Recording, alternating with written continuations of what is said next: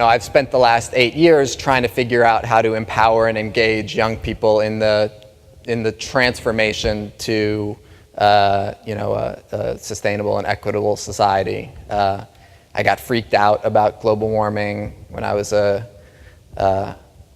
summer after my junior year or sophomore year of college.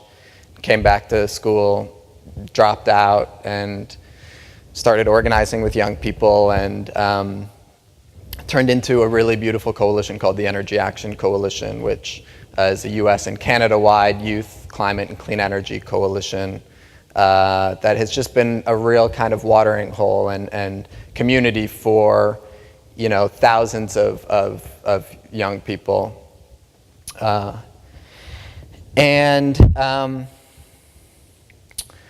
That led me into work around green jobs, and I met Van and we started doing a bunch of work together. And for me, it was kind of aging up with my age group. I was first thinking about school, how do we change our campuses, change our politics, and then it was like, wow, what are we going to actually do with our lives beyond school? And that's kind of where I've been ever since, and now it's become global, and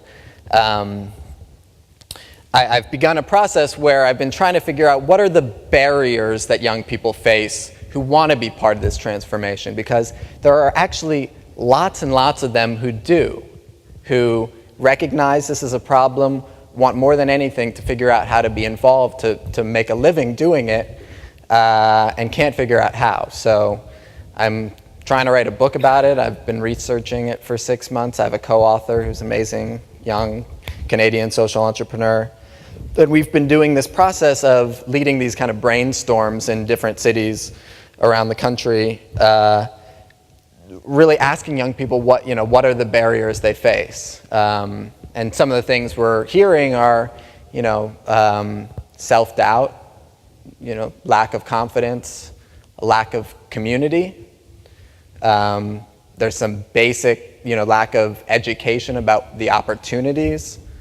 People are facing a lack of business training. They want to do it, but they don't know how to start a green business or a social enterprise, and they didn't learn it in school.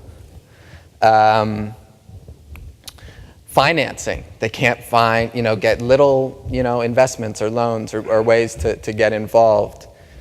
Are some of the barriers that we've come across, and so we're trying to do a kind of lay of the land, a mapping of how to help young people. And what I wanted to do is bring all these people into the room with us and kind of, if it's fair, put the question to all of you to think about. And as Mark Fulton has been telling us the last couple of days, to never forget that we need the investments to get it done. I'm going to say, never forget that half of the world is under 28, and we need them to get this done. And I want to just briefly describe 2 partnerships that, probably the best partnership that Energy Action Coalition ever built with an outside partner was with, I'm looking for him.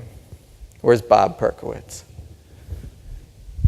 Our first campaign was called the Campus Climate Challenge, and the idea was very much the way David Garrison was telling us on day one about, the first step of movement building is about empowerment.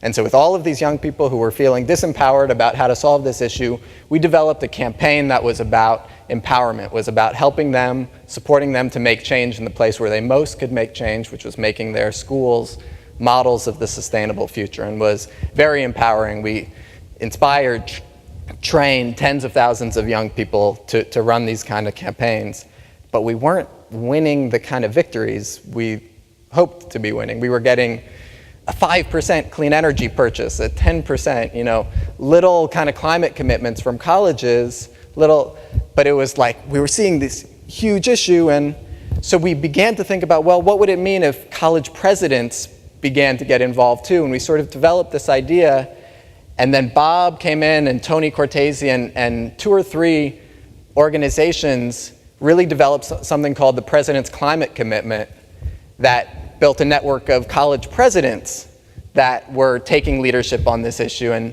the combination between the student pressure that we were building and the peer-to-peer, it's now, 670 college presidents that have committed to making their schools carbon neutral, a goal that we could never have imagined we would have been able to get done, and we got done because we built a really beautiful partnership.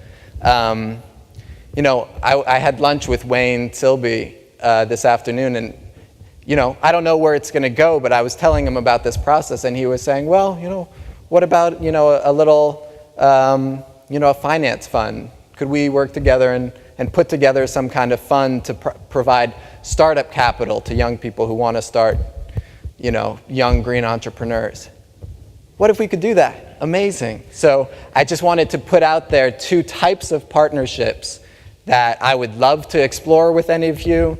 Energy Action, there are lots of institutions that would love to build them with you. And so that's my plea.